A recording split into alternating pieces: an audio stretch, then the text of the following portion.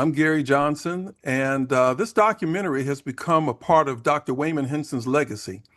And before I turn it over to Mr. Lucas and we discuss how it was made, I would just like to briefly, and I mean really briefly before we get started, just go around and just check in with each one of you and just tell me, what did Dr. Waymon Hinson mean to you? Queen Mother, I'm going to start with you. Go ahead. Well, Mr. Johnson, thanks to every one of you that are here today to share in this podcast. Dr. Wayman always encouraged me to keep fighting. I was one of the few women's, and being black, I was always told that I was not enough. You don't need it. You're a woman. And I learned that I didn't have to wait on other people's to validate me. He taught me that. I did not have to wait on other people to validate me. I could gather my facts, present my facts well, and let it speak for itself. And that is what I've been doing ever since 1981. I've been in this ever since 1981. I am one of the longest living black farmers that is alive in the Pickford case, and so it's been a long, hard fight, and I have not received justice, but I'm still standing, I'm still fighting, and I'm still trusting in God, and that is who will get me over. Thank you. Okay, thank you. Robbie, what did Dr. Hinson mean to you? First of all, Wayman was my professor in graduate school back in the 90s. I also babysat for Wayman and Charla at that time, so we became fast friends. Got some good stories on each other, but I think that what happened was he turned into a mentor, a spiritual mentor, and a professional mentor. And he really modeled for me what lifelong learning is. He was transparent, he was confessional uh, in addition to being so intelligent and such a strong scholar, I learned what it meant to be a scholar and an activist from him. So he was just a tremendous role model. Okay, thank you. Jared. Yeah, so I knew him very little, but I will say the little that I've gotten to know him was that I published, co-authored a work on Black farmers' experience and structural change in the 20th century United States. I'm a professor of economics, and I will say it's difficult to get work published that's about race. It gets a lot more criticism, I would say, in my experience than other work. So Dr. Hinson gave a lot of comments. So he was somebody who was very encouraging and supportive of our work. And really helped champion us. And so I'm very grateful for his comments during that really pivotal part when it really felt like this work was getting very difficult. Mr. Grant. Yes, sir. What did Waymon Hinson mean to you? Waymon was an ace buddy, helping to clarify the many injustices towards Black people. Thank you much. Shoun, I know you were the partner and producer. I was, and basically Waymon got me out of my comfort zone, especially for this film, which I'll probably talk about later, because initially I came down basically just to do pictures, to do a long form photo story on Black farmers.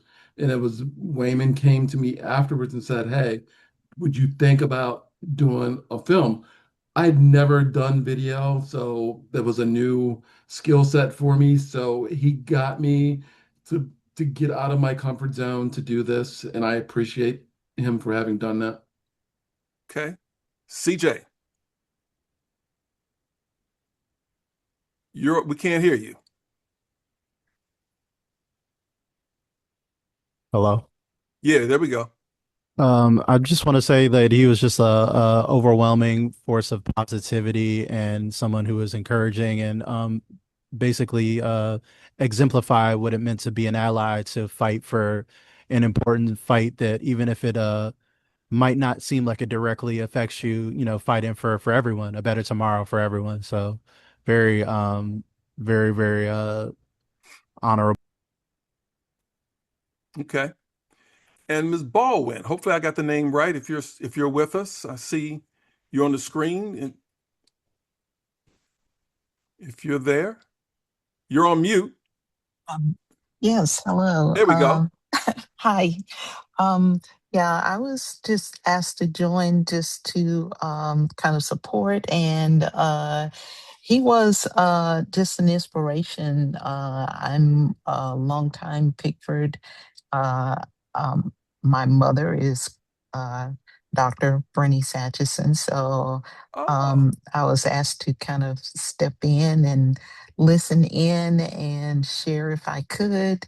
But he was an inspiration as for everyone, someone who was looked up to and as a mentor. Thank you. okay. Thank you. Marcel, you just joined us. We're just basically, before we get started, talking about what did Dr. Hinson mean to you? Just briefly. Okay, so I think of Dr. Hinson as a staunch supporter of the movement.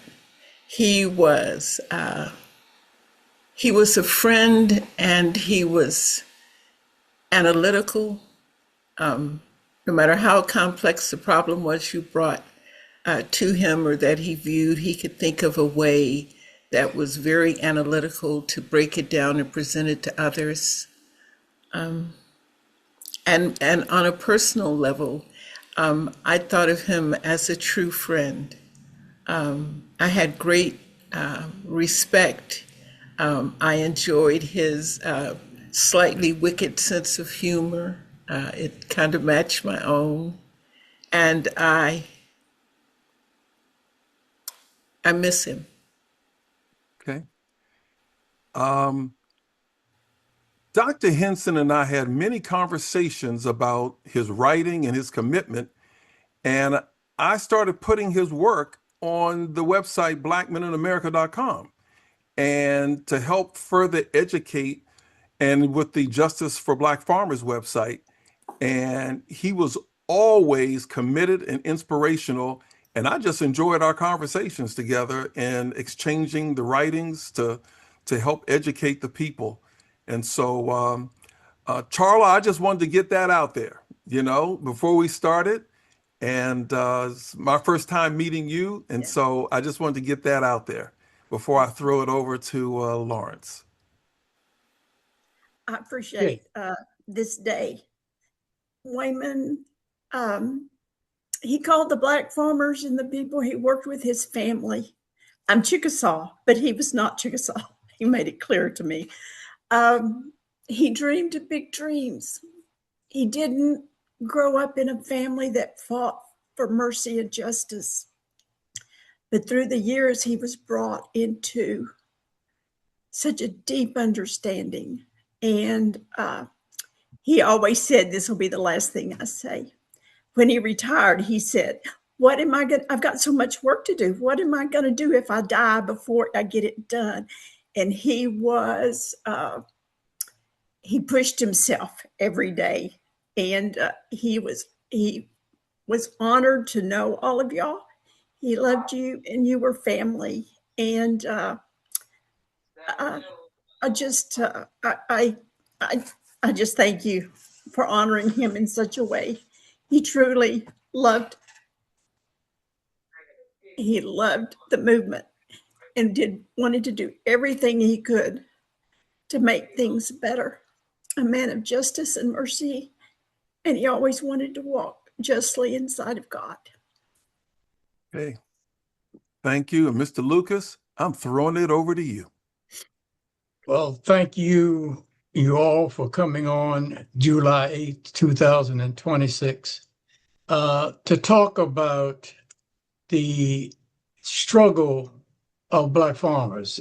The one thing that Shoun Hill and Gary Grant and Dr. Waymon, I always call him Waymon, made sure that the cause and the mission and the struggle of Black farmers be made into a documentary And most people don't know that that did not just start out of the clear blue. It took some people who cared enough about this struggle, about the pain and suffering of Black farmers for decades, and be able to spend time and capture in one full swoop. And this is what Gary Grant was able to do. He put together a team of Shoun Hill and Waymon Hinson. And with his struggle, and believe me, Gary Grant has been in the struggle for years. I remember I met him at a demonstration in front of USDA. And most people think that these documentaries just pop out of the clear blue sky, but they don't.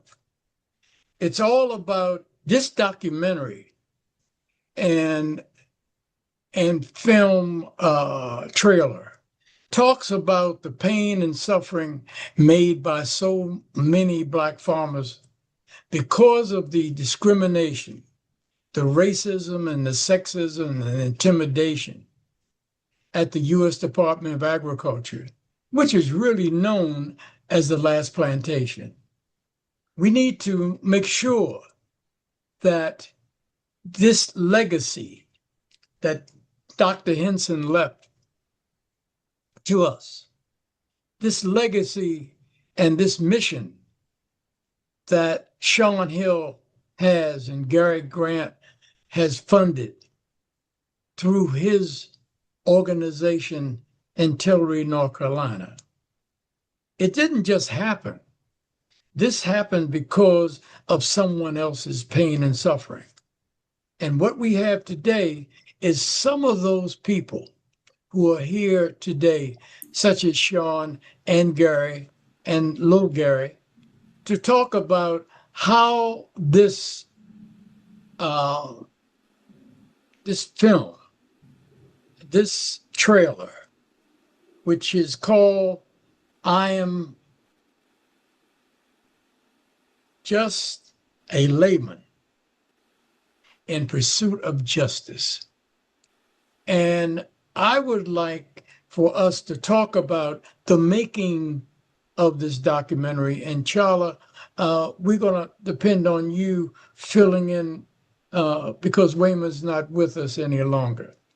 I know that Robbie knows about how this trailer came into being, but let's hear from Shoun Hill to tell us how this happened and talk about before there was a whistleblower summit, there was pain and suffering at the U.S. Department of Agriculture that was divvied out to Black farmers and other minority farmers, as well as women and other employees of color at the U.S. Department of Agriculture. Shoun, can you kind of take off from here and tell us how this documentary came into being and what made it happen?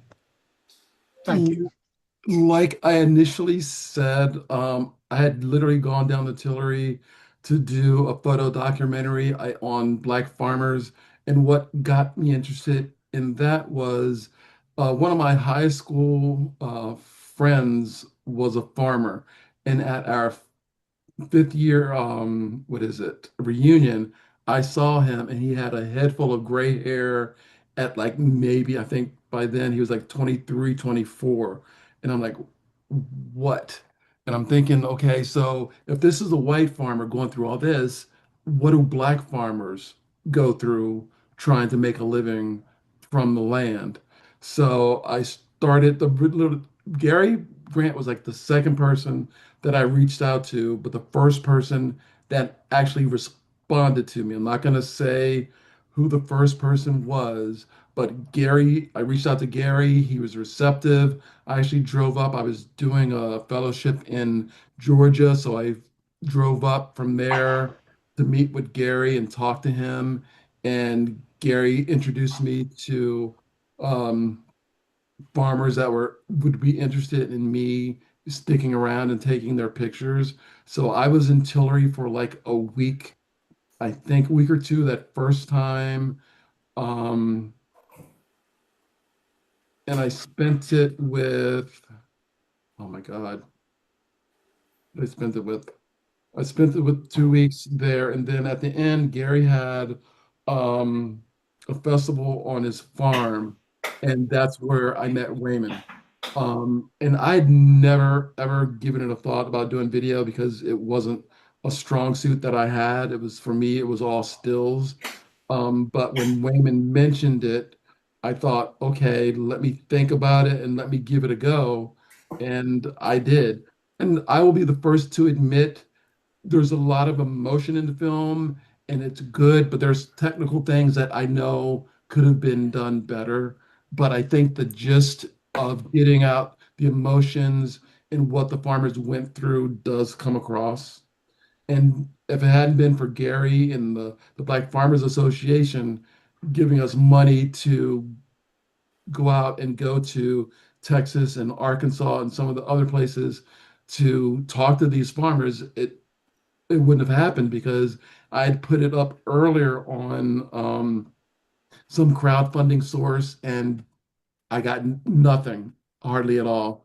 Versus, when Gary offered the grant money that they had, and that was the impetus and that was the money that got us through and to make this film.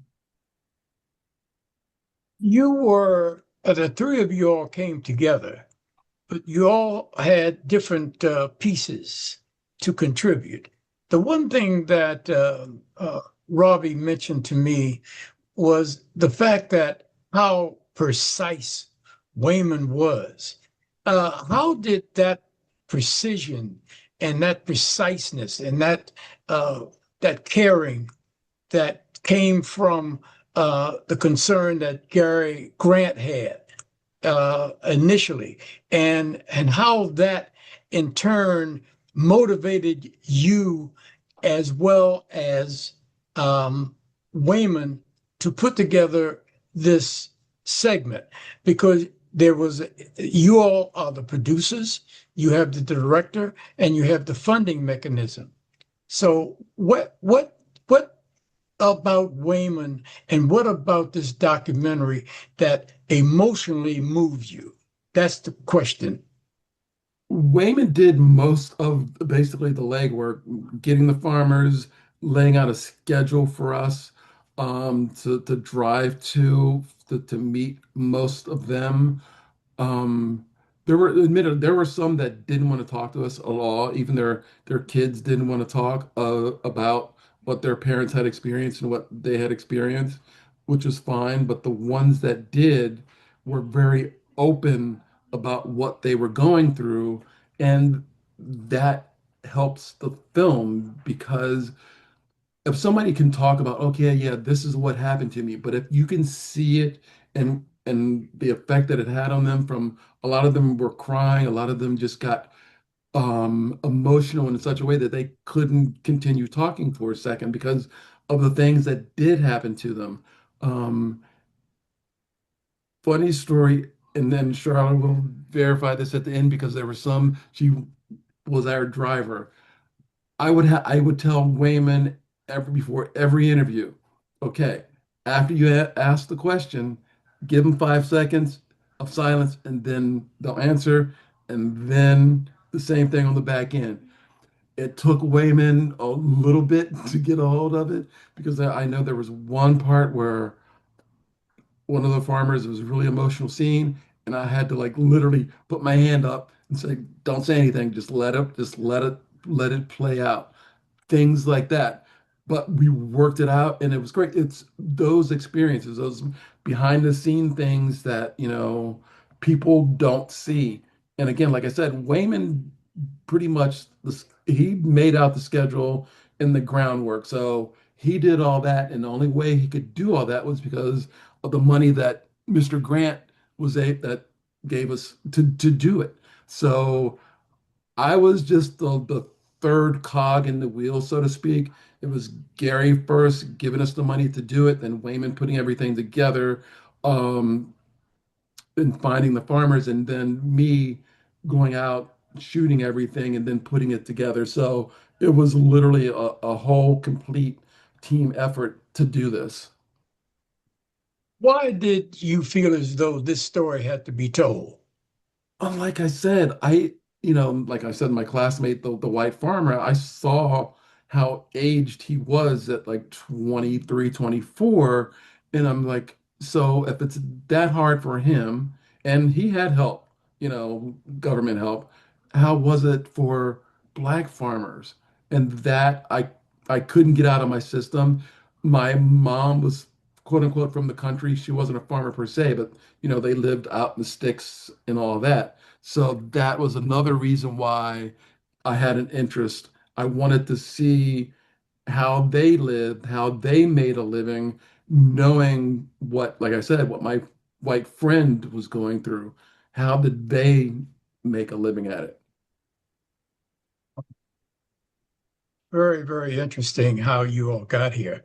Charla, what was it that was driving Waymon and Shoun to put together such a wonderful documentary that has received awards? And I want to talk to Marcel to give some input about that later on. But what was driving Waymon, and what about the relationship that he had with Shoun that made this a perfect storm? I'm going to do a little back up about that. Gary did give Waymon. It wouldn't have happened except for Gary and the grant writing that he and Waymon did. Waymon was a professor at Abilene Christian University, and he was the head of the Department of the Marriage and Family Therapy Department. Waymon realized, as I said, he did not come from a family who were supportive of people of color. I'll say that. I don't know what else to say. So he had come a long way, but when he became head of that department, he started having teams, black farmer teams, that they would go out and interview people, Texas, Arkansas. We made several trips to Tillery for meetings that they had. So that became his journey. And then as he went along, James Meyer, which several of y'all know, asked him to help with the psychological reports that happened with the first 15 cases with USDA that were settled. And the documentary is based on 9 of those. Shoun mentioned the people that did and did not, who were not interested in it. So that was what started that movement. And then Shoun and Waymon worked so well together. Is it in my marriage as well as the world? Waymon was the dreamer. He was the dreamer, and in fact, he sometimes would say, "You're raining on my parade, Charla." But Shoun and him their personalities worked very well together. Shoun was the workhorse because he would get the equipment and get everything going and tell us how to do it and what to do and where to sit and stuff. I wasn't that hard. You gave me grief. Oh, yes, I did. Yes, you did. But really, and he really did have to train Waymon to, okay, stop, Waymon, stop. So it was a perfect storm of, I remember seeing Shoun walk out of a dust that he was taking pictures of Gary's neighbor who was farming his land, peanuts, and Shoun walked out. Waymon loved this story. Walked out of that dirt, and here came Shoun Hill. And he said, "That's the man I need for the documentary that I hope to do someday." So it was it was just a good team. They worked really, really hard, and they became friends, became very, very dear friends. And I also, in driving, I learned to love Shoun. So they were a great team, and they, I think that kind of answers that question, Lawrence. Okay, thank you. What was the major difficulty in putting together this documentary? Shoun, and maybe Robbie can add to that. Let's talk to Robbie first. Robbie, what did you see during the time and the talking with Waymon? What did you see was the major obstacle, and what was driving uh, the wagon, so to speak, to make this documentary a success? I can really only speak about the barrier that he brought to my attention was that he needed an additional $10,000 to be able to raise enough funds to, as your budget shift as they need to, right? And so, though I can't say it was the biggest burden, I can say that it was one. And so I intersected with Waymon on social media, where he began a campaign to raise that extra $10,000. And he asked me to be a team captain. So he started out, I believe, with about 10 of us being team captains and asked us to each raise $1,000 and to then let us reach out to all of our networks and to reach out not only for financial support, but really as a point of education and sharing of deep pain of his friends. And it wasn't just a scholarly endeavor. He was hurting and grieving because he knew what happened to people that he loved. And he had heard their stories and he could not look away. So he then passed those stories on to us, encouraged us to read and hear stories for ourselves. And I'm going to read a little blurb that Waymon wrote himself on Facebook at the end of that fundraising effort. This is dated May 3rd, 2019. Amazing. Thank you. $10,040 in donations, 141 contributors, 19 team captains, 3.5 thousand invited to participate, and 85 shares of his posts. 37 updates, one song, one video, 6 photographs, and many, many exchanges of information and congratulations and other words of encouragement. Thank you for the good that your good efforts will achieve. The stories of Black farmers and their battles as the Davids against Goliaths, the USDA and DOJ will be told. Shoun and I are grateful. Thank you so very much. Shoun, you've been listening.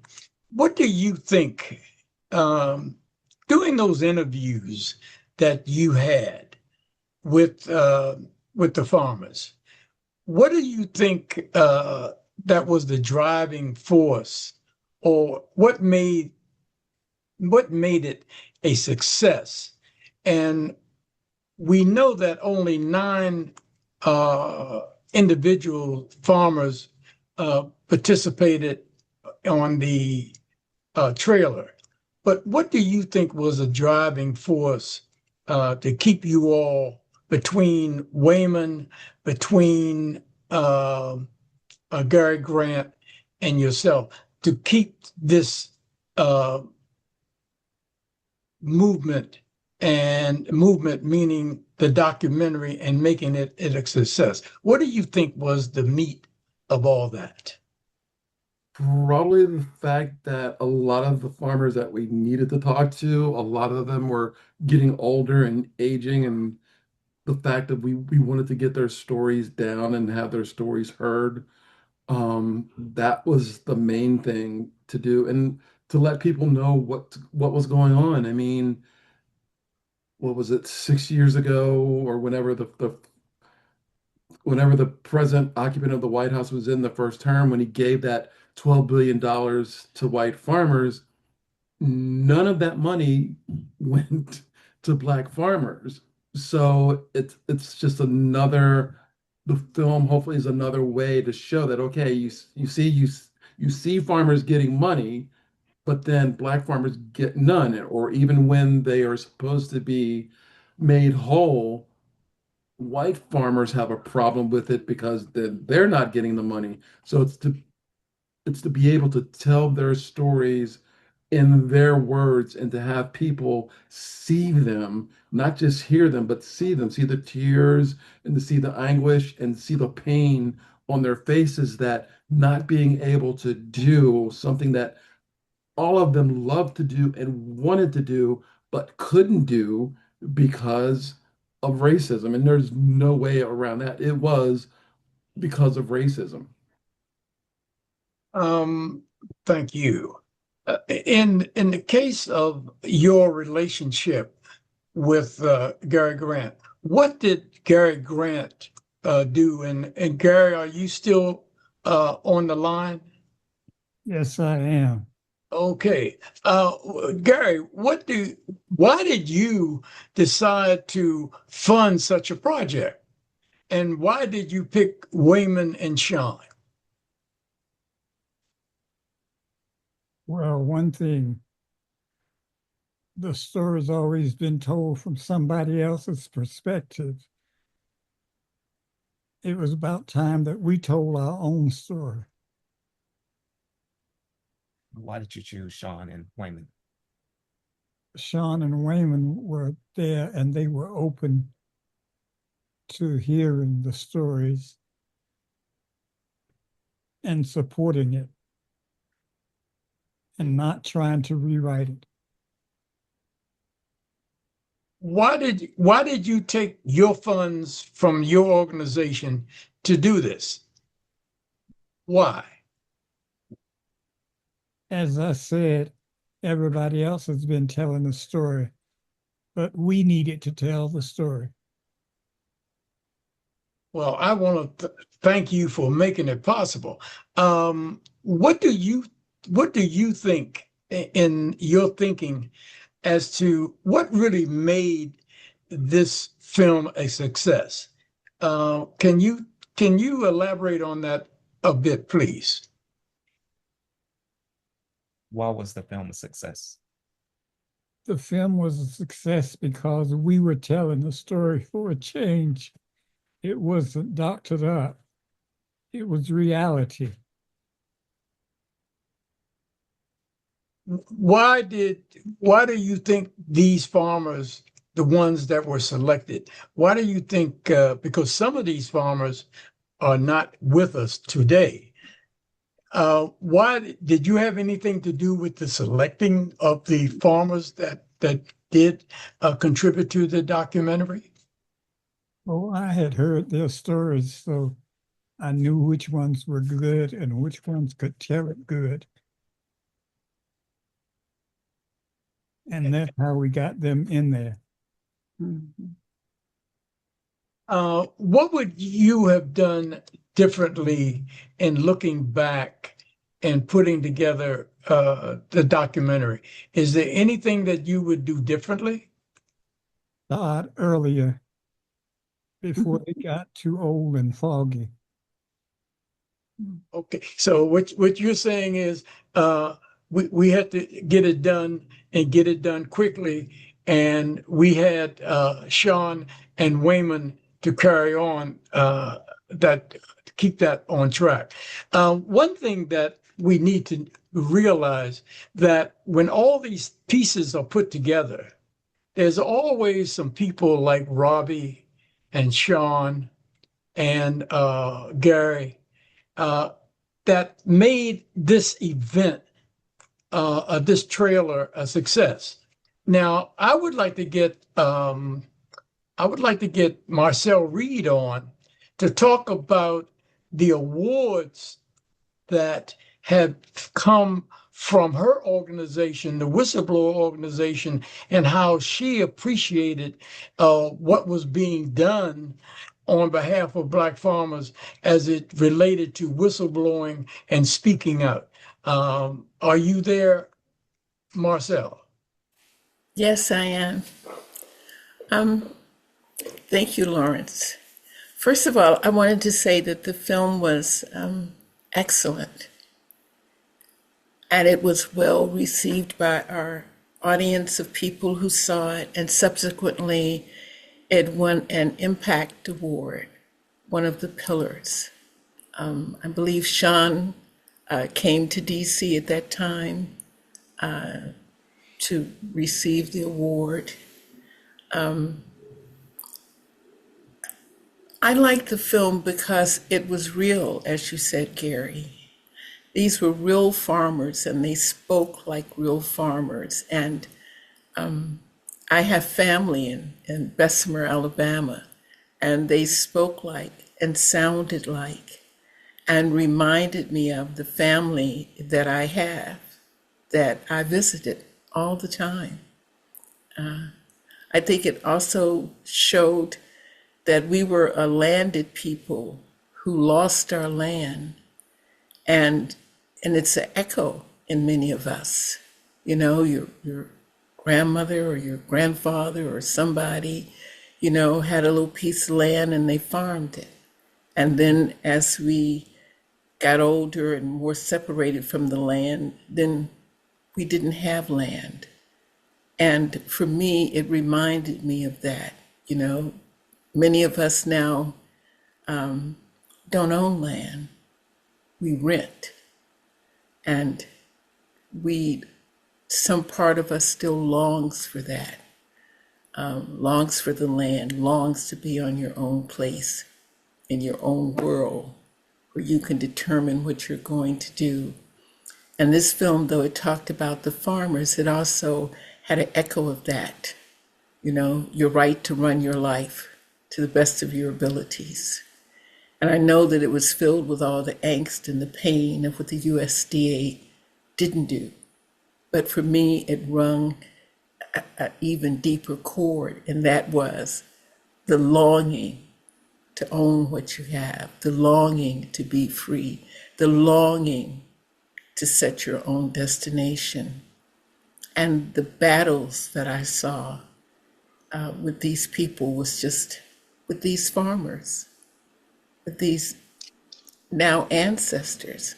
It was amazing. And it wasn't just us who saw it. We had a team of judges, and they saw it, and people voted for it. And I think that the award was well received. And as I told Lawrence last night, some of the people who received the very same award that this film did went on to sign big distribution films. And I think that this certainly qualifies for one that this should be pursued with. So thank you for letting me speak. Thank you for coming on. But there's also something coming up. Isn't there another award that, because of the work that Dr. Hinson and Shoun and Gary funded to put together, isn't there another award that's that in July of this year, Dr. Hinson is going to receive? Tell us about that award and why is he getting that award for the work that he did on this, on the work that he's done for Black farmers and elsewhere? So we have the Pillar Awards every July 30th. We hold them at the National Press Club. And this year we will be honoring, among our posthumous awards, we'll be honoring Dr. Waymon Hinson because of his dedication and because we know that he ran into some difficulty, but he continued to hold the course. He continued to go forward. And this is an award that we have awarded posthumously to Dick Gregory. We've also awarded this pillar to Daniel Ellsberg, if any of you who know who he is. The pillar is the highest award that you can receive from the whistleblowing community, and Dr. Waymon Hinson will receive it this year. We hope that someone will be there to receive the award in his stead, and he well deserves it. Thank you. Oh, thank you very much. Shoun, are you going to be able to come down and receive the award for Dr. Hinson in July?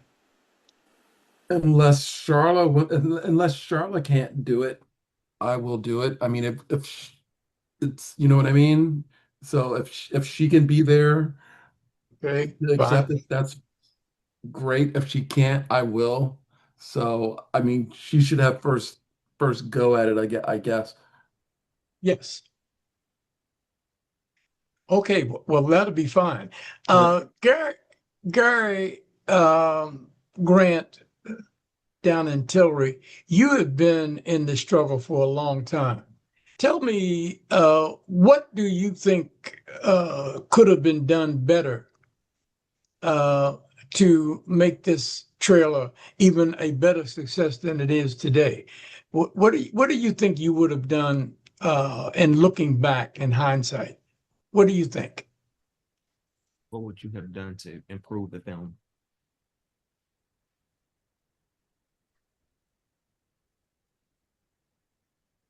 Try to get more of the actual farmers to participate.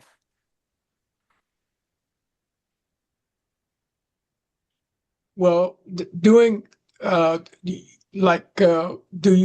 you think of any farmers that you think that may not have been able to participate because of their busy schedule, or they have passed away? Are there any farmers that can you name some of the farmers that you wish could have been actually a part of the documentary? Yes, Leroy Harvey, Russell Manley, William Taylor. All of them were farmers and had stories to tell. In the case of what about Eddie Slaughter and Dorothy Wise and Harry Young? Um, do their stories fit in this piece, in this history that you've been able to document? Do you think their pain and their suffering is articulated in the documentary? It's articulated, but it's not from them. It needs to be from them. Yeah, well, because those three people have passed on, do you think that the documentary in itself is talking about them, and it reflects their pain and their suffering and their traumas and their struggle? Yes, very much so. Great. Tell me this, what would you have done, and looking back, what would you have done differently to put this in support of this documentary that you funded? It started earlier before they passed away. So what you're saying is, in so many words, there's a lot of farmers that, including the names that I mentioned, that could have been a part of this documentary that would have made it even better and more convincing. Yes, very much so. So would you, are there any trepidations that you've had in looking back about the work that you've done in putting this together? And I want to say, personally, I want to say thank you, because this documentary and Shoun and Dr. Hinson would not have been able to do this without the sensitivity and the struggle that you knew very well what it was to get here. Do you think that it's a fair depiction of the pain and suffering that so many Black farmers have suffered at the hands of USDA? Yes. They did a marvelous job of that. Okay, well, thank you very much for that. Going back to Charla, what do you think could have been done better? And what was Waymon saying to you? Because many times we forget that that it takes a village to get to any success that we have in our struggles. And the one thing that Waymon added was the fact that he had you to drive sometime. He had you to accompany him when you met Gary. You have played a major role, and there's always been people in our history, in the struggle, such as our wives, for example. And you are a depiction of what is great about supporting someone who cares about others. What do you think Waymon did that made it even better for the Black farmers? I think he was, he always, he never wanted to be the person out front. He was willing to do the documentary and, you know, that power behind that, and all the people and all of our friends and colleagues and students who stood with him and supported him and still in so many ways work for justice. But I think it was his servant heart. The stories he heard, the people he has come in contact with, those weren't just stories to do a documentary. He also wanted to do a book about making the documentary. But his heart was always to, when people would honor him, Waymon would say, I don't understand why they would honor me in such a way. And that's what he would say about the Pillar Award. He was just a man who just did what he thought was important, that made a difference in this world. And he always wanted to make a difference in the work of the Black farmers because he loved them and he saw the disastrous behaviors of the USDA. And when he saw that, his heart was, that's what I'm going to do. I'm going to go do that. But he worked with Lawrence on letters to politicians, to presidents, to secretaries of state, secretaries, and everything. And I honor him as my husband, that he always said, Lawrence, I can help Lawrence do his job because they work so closely together, and made a plan and had a program. And I know where we're going. I know where we're going. So I think his background as a child, from coming from a prejudiced family, he always wanted to make a difference because he looked back at his father and his parents that was so strong in his family. And he knew, he lived that prejudice. And then when he finally,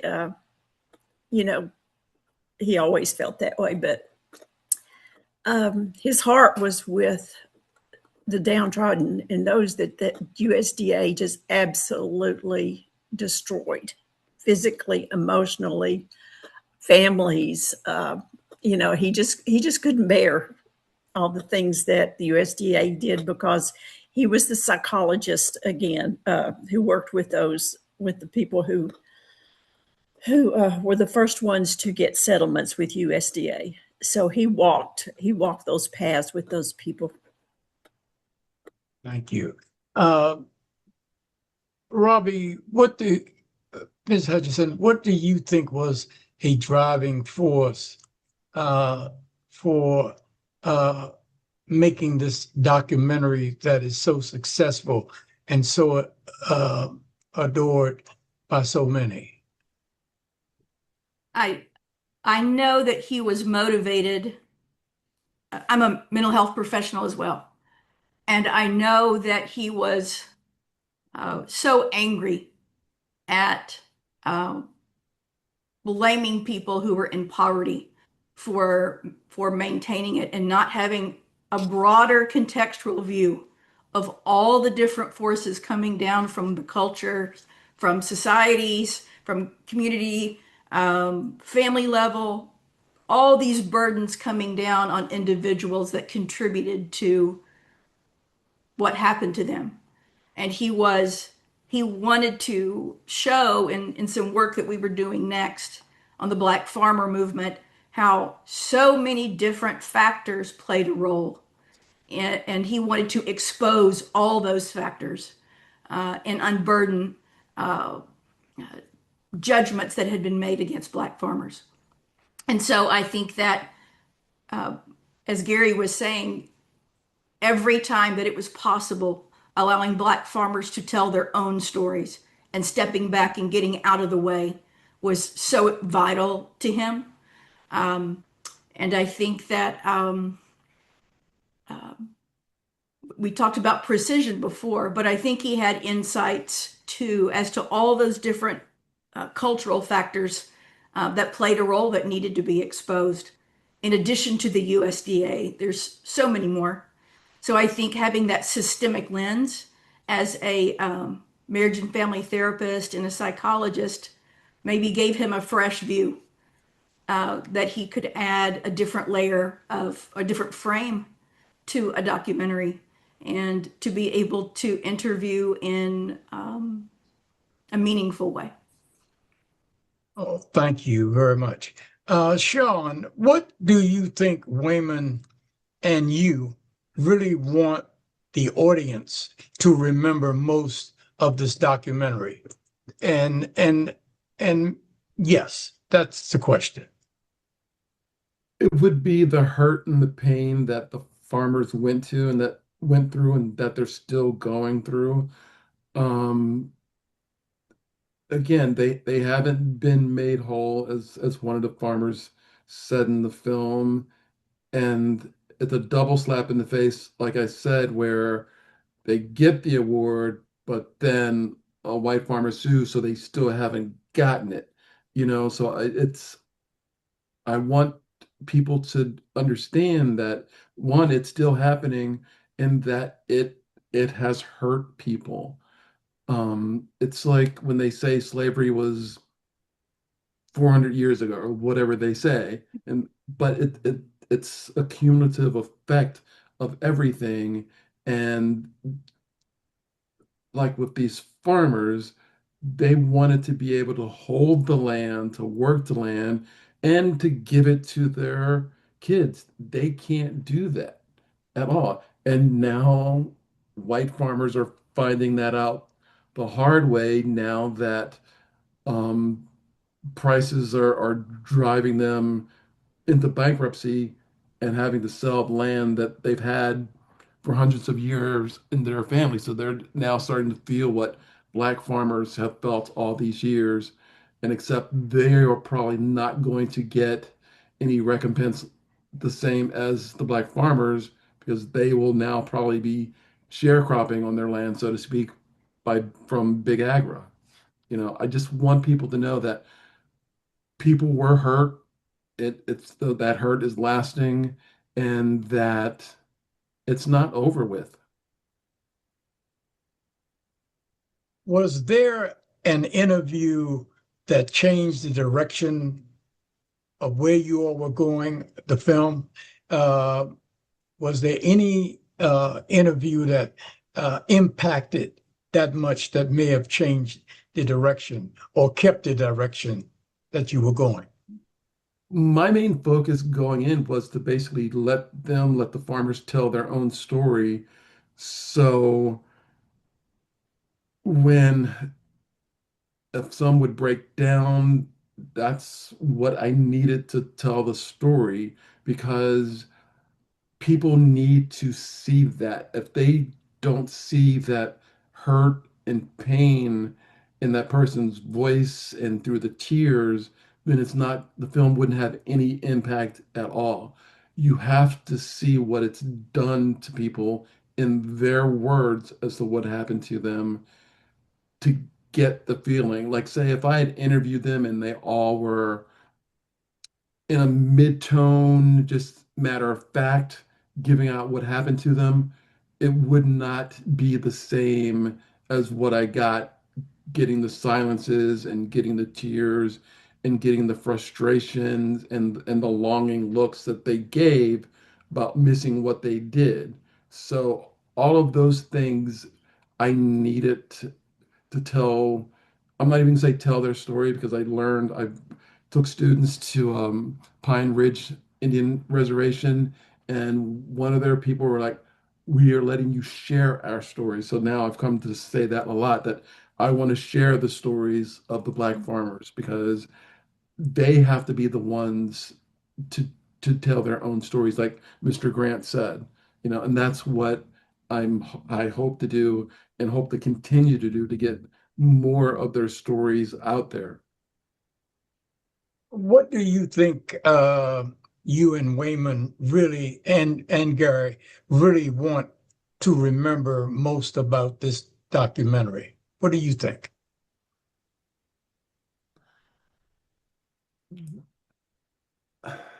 I want to say that the pain is everlasting. I mean, I know there are some people that say, well, this happened years ago, but if it happened to you, that's a pain that is not going to just go away. So the pain that these farmers have, it never goes away because when they go to court and when they get a hearing that basically sides with them and then they have it taken away, that pain comes back over and over again. And a lot of people, white people, unfortunately, want us to just forget about the pain, whether it was slavery or what the USDA has done.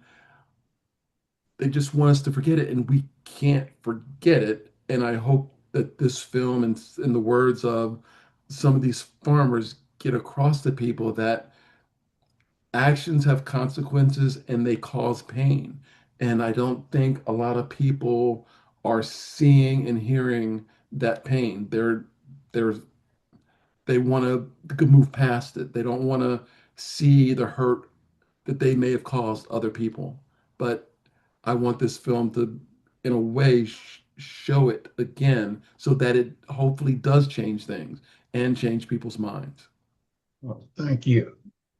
Gary Grant in Tillery, North Carolina, what do you think? What would you want the audience to get from this documentary, Gary? That these are real people who are hurting and have been hurt, and that they had lives and dreams as well. If you had it to do over again, would you still fund this project? Yes. I'd funded earlier. Tell me, Gary, and I appreciate you being on so long, knowing that you're not in the best of health, but we all love you, and we all will remember what you have done to make this project a success. And you allowed them, Shoun and Waymon, to do whatever they wanted to do to make this documentary a success. And I want to thank you for that. I would like to ask Ms. Atkinson, what do you think when you see and have seen this documentary? And I know that the documentary and the trailer, what do you think what do you think, or what do you expect people to get from this documentary? Ms. Atkinson.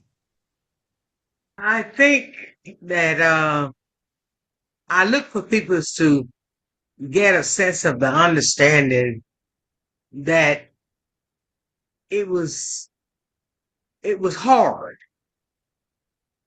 bringing peoples together, getting them to work together in order to get it uh, in a manner where it could be shown. It take a lot of concentration, a lot of commitment, a lot of work to put a project together, and people don't realize how hard it is to get people to work together cohesively.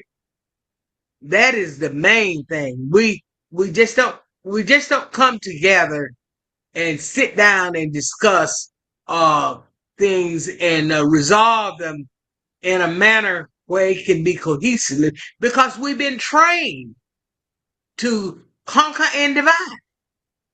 And because of that, it has been really, really hard. I would have liked to have seen how this affected more women's, because you don't see very many, you don't see the women's part in this situation. Sometimes it was standing behind their husband or beside their husbands as their husband stood out front. But then you had those women like me that didn't have a covering. They didn't have a man to cover them. They had to fight the battle for themselves. And their story has really not been told, because the struggle is completely different with the woman than it is with the men's. Because when you walk into the governmental office, more especially a black woman, she has 3 strikes against her before she even walk in the door. 1, that she's black; 2, that she's a woman; and 3, that she has a little bit of education and a loud mouth. And that was my problem. My problem was that I saw the injustice, and I am one that write down and keep record. I kept records of the injustice. I challenged the injustice, and they said, "How dare you, being a black woman, challenge what we say?" It didn't change it, but at least I was able to challenge it. Okay. And it went all the way to Congress, all the way to the Senate. And in that, in me being able to document what was said, what was done, and presenting it to Congress and to the Senate, it has gone into the archives, into the minutes. And because it is in the minutes, it will be a part of history. And hopefully someday, my children will understand that I come up off my knees and stood up in order that they didn't have to. Okay. And that this legacy will go on to, though it doesn't matter how much you know, what matters is how you prepare to leave it behind. Thank you so very And much. that's where I am. I'm 88 years of age now. My legacy for me is, what can I leave behind that is useful to impel my children forward. Well, I want to say, Mrs. Atkinson, I know the work that you've done. I know the work that Gary has done to make this trailer and all the demonstrations and all, because we met many years ago and we rode in a taxi cab coming off Capitol Hill from one of the hearings together. So I'll always remember you. But I want to move on to Gary. What do you think you would have done differently? I think I may have asked that question before, but as a closing remark, what do you want to leave with all these people that have made this, and especially Shoun, especially Charla, whose husband Waymon worked so hard and put together. What do you think about where we're going and what you've done? Gary? Mr. Grant has his hand up. Yeah. This is his nephew, Gary Redding. One point that I wanted to add is that my uncle, during the time of making the film and prior to that, had emphasized, not just to me, but to Waymon and Shoun and Charla and others, that Black people had really depended on farming and owning land, as well as businesses that they, established on that land to sustain their families, to send their children to college, to feed themselves, to take in family members, to share food from their gardens or share crops with others to help in different ways, such as helping people pay bills or feed themselves or sustain themselves. And as Black farmers experienced the discrimination, the racism, the forceful nature of federal officials or state officials coming to their land, to confiscate their property or confiscate their tractors or evict them, off of their land, they lost a lot, and their children lost a lot. So this wasn't just, isolated among one generation. This impacted, several generations.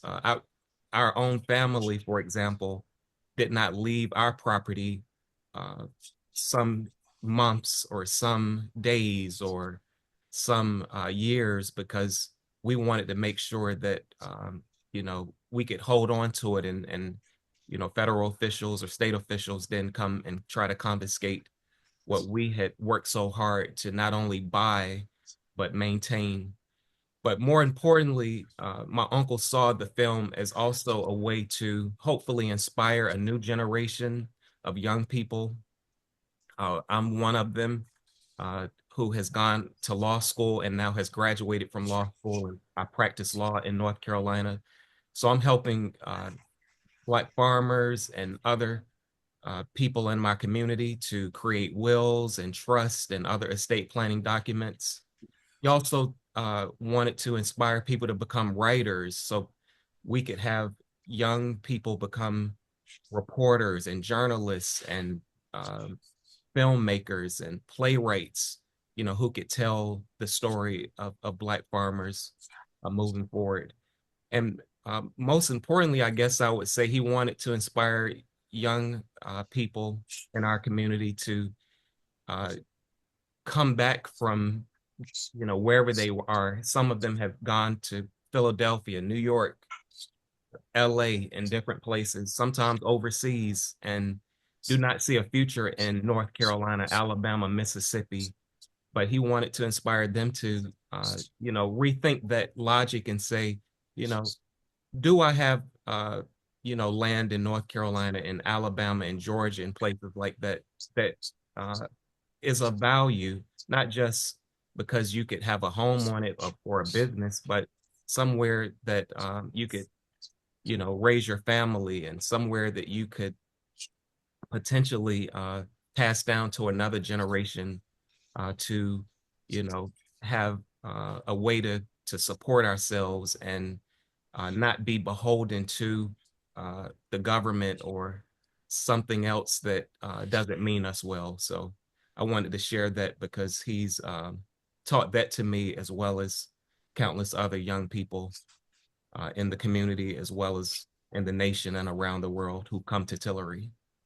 Well, I want to thank you for standing beside Gary during this period. And I think I'd like to get a comment from Jared. Are you still there? Jared, what do you think? What do you think people should remember from the trailer, and what do you think its impact is going to be? So I'll comment on a few things that I've heard during this discussion. And so if people don't know me, my main reason I'm here is that like Waymon, I'm somebody who did not have a personal connection to this issue, but sort of decided to do work on this. So I want to also first comment that Waymon is a great inspiration after reading sort of his scholarly work. But then also knowing how much he advocated for this cause, because this is something that I started working on as a professor here in my research on economic history, that I started working on the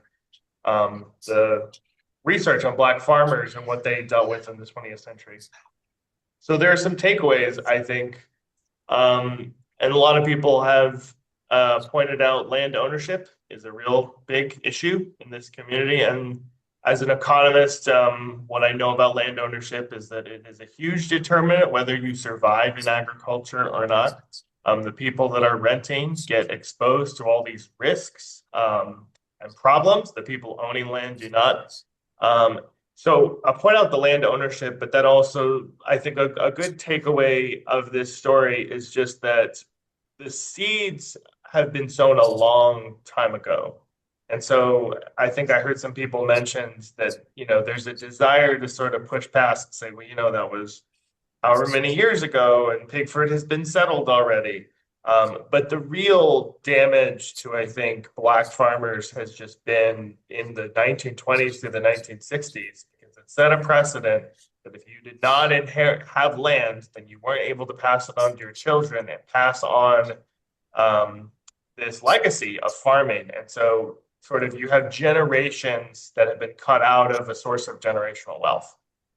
So I think that aspect is big, that the seeds have been sowed a long time ago, and we are still reckoning with the problems, as we are with many things, in terms of inequity. And then I guess the other thing I would just mention is that this is still an active part of policy. I heard some great references to the American Rescue Plan Act, that there was an attempt to give Black farmers some compensation, and then there was a counter lawsuit, right, that absolutely derailed it. And so this is not over. This is the policy fights are still very active.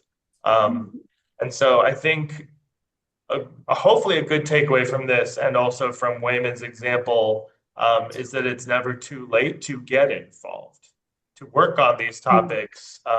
There's something also very beautiful about just bearing witness to people's stories, to not letting those stories sort of go unnoticed and unheard. So it's very inspiring to also hear of Shoun's work as a filmmaker, trying to bring that to light.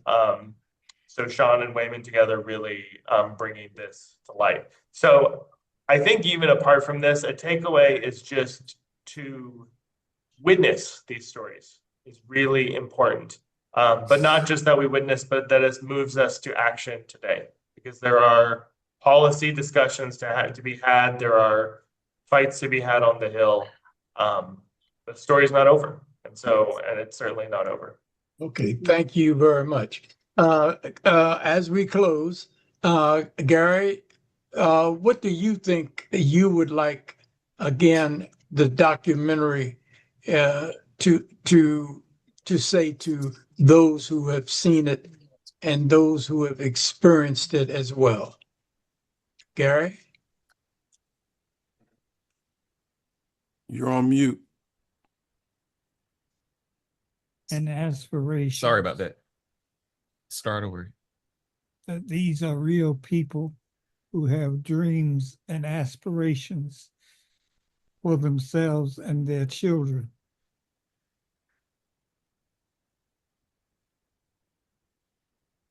Okay, thank you.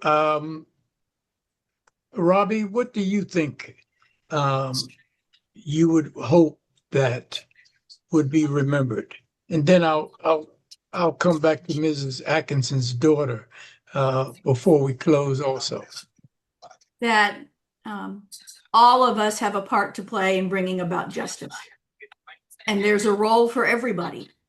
Waymon was grateful for people who took prayer seriously and prayed every day about the documentary or about court cases. He talked to scholars and academics and clinicians and friends. He never stopped talking about it.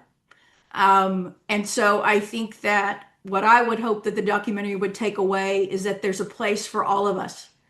And that justice is a community collaborative effort. And I hope that they would remember how hard Shoun and Waymon worked, and Gary and all the people who got it started, so that there would be more documentaries. There will be continuing justice efforts with court cases like those that are going on right now, and to never stop talking about it and never stop learning about it. Thank you. Shoun, do you have any additional comments before closing? What do you think? What's the big takeaway here? I want people to, like I said earlier, to know what's going on and to, I guess, empathize with what the farmers have gone through and still go through. And funny or fortuitous, like I got an email earlier this morning. It was from the Impact Docs Awards, which I'd entered like 5 or 6 years ago, and I placed, and I got an award there about entering another contest that they have, the Indie Film Fest. So I did that, so for me, entering that is a way to further the vision of the film, and also as a way for me to honor Waymon and what we did with the first film. So that's what I hope, Okay, Ms. Baldwin, what did you get out of this conversation about? And I'm sure you've seen the trailer and the film. Go ahead. You're on mute. You're on mute. I would hope, thank you so much. I would hope that people would take away that, those of us who have lived and farmed and are continuing to try to live and farm, that we are real people, and that those stories need to be told and informing how policies are made going forward. I think things need to change in order for people to continue to farm. Trying to get young people into farming is a challenge, but hopefully they see this film, they see the stories, and that young people hold on to the land, because so many don't. And that's where we really need to try to help our young people see that loving the land and leaving the land for our children and our grandchildren is a legacy that's beautiful. And it's one that we've all have strived to excel at and get to. But for so many of us, it's not been possible. But I would hope that people would see that struggle and understand that people that are farmers, especially in the Black community, are just wanting to be what everyone else is and leave a legacy for their children in the end. Thank you. Thank you so very much. Thank you. Charla, I would like for you to close us out on the 28th day of July. I would like for you to tell us what is the takeaway? I think the takeaway is people who have fought this battle for 50, 60, 70, 80 years, like the Grants have. It takes courage. It takes commitment. It takes the ability to rise up after you've been knocked down so many times, and you just don't give up. And I honor all the Black farmers who continue to fight the battle and continue to work with those that are younger than them, as Gary Redding mentioned, to make a difference and to continue the story, and don't give up. Thank you so very much. Gary, is CJ still on with us? I think so. Yes, there he is. Still here. Yeah, okay. I've almost forgot about you because I didn't see your picture up. What do you think the big takeaway is from such a hard work that was funded by Gary Grant out of Tillery, and the hard work that Shoun and Waymon Hinson put together? It's not much for me to add. Like I said, it's been a legacy of excellence and, like I said, of service and of, like I said, fighting the fights against, like I said, all these great odds of discrimination of USDA and all the egregious things that have gone on, and just the climate that is very hard to find hope and, like I said, really dedicated fighters. So to be able to find that and to build upon that, I think is a great takeaway, and as we can continue to build upon this legacy and to continue to organize and be effective in our resistance against these things. Mm-hmm. Thank you. I would like to, is Marcel Reed still with us? Yes. Marcel, you're going to get the last word after all. And Shoun, if you have something to say, I want you to, if you want to add to something, if you want to add to what after Marcel finishes. Okay, I just want to say I admire everyone that helped make this film, whether it was active or whether it was supportive. And I also want to say this, Waymon is proof that you just can't stand on the sidelines and watch. You have to do something. And there was a song my mom used to like, and it was called Each One Teach One. Mm-hmm. And some of you remember that song. And she was right. Whatever you know, pass it on. Whatever you can do, do it. Whenever you can speak, speak. Because nothing is not an option. Thank you. Thank you. I guess the only thing I have is to thank you, Mr. Lucas, and Mr. Grant, and Charla, and Waymon, and all of you guys that have supported the film and the trailer and all that. Because without you guys spreading the word, it wouldn't have gotten to where it has. And like I said, I'm hoping to spread it further and even continue it. So I just want to thank you guys for your support. Charla, did you have something you want to say? No, just thank you. Thank you. Thank you. Well, we're now at the end of another episode of Seeking Truth and Justice. I want to thank all of you all for putting up with me and taking up all your time. But I can't say enough about all the work that you all and others have put into and support that people like Charla and Robbie and Jared out there in Illinois have put into this. And I thank all members of our group who participated in this presentation of seeking truth and justice. Thank you all so very much. I can't say enough, but the only thing I can say is thank you, thank you, thank you. And I want to also thank Gary Johnson for making this presentation a success and Thank you. and real. Thank you you all so very much.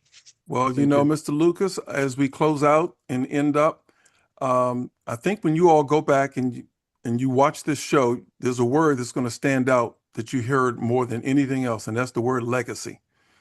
That word popped up so many times in all of your comments.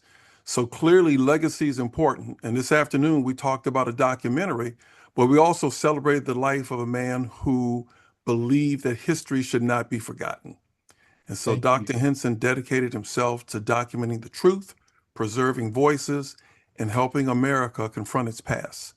So because of his vision and through the partnership with Gary Grant and Shoun Hill, future generations are going to be able to learn from this remarkable story. And so, as Charla said, Waymon exercised courage. And I define courage as the willingness to act on what you believe to be true. And that's what he did. That's what I saw. So mission accomplished, Dr. Hinson. Waymon, you made a difference. Thank you to our guests. And you can look to Mr. Lucas when the show is up. It's been a great show. Thank you very much for participating. Thank you. I lost my livelihood in farming. I couldn't farm. They took away the one thing that I really loved, and that was farming. That's what the USDA did. He showed me a big tarp that had the words on it, "Nigger, go home." The lack of commitment by too many people to not really caring whether we did justice or not. Even as long as it's been, we've experienced discrimination for a very, very long time, and most people would have given up. To this date, I haven't given up, and I never will give up, until justice is served. That's what my daddy would always say. He says I wasn't in trouble or anything. Everything was fine until I went up to defend my dad. And he says, what was I supposed to do? He says, I'm a man, and that's my daddy. I'm supposed to defend him. He said, don't let USDA take my land. It was like anybody else, but just don't you let the land. And we've done that. Nobody else has taken it either, but for sure the USDA will never get it. Quite frankly, I say that the United States Department of Agriculture murdered them. My mother and father and my brother. Mm-hmm.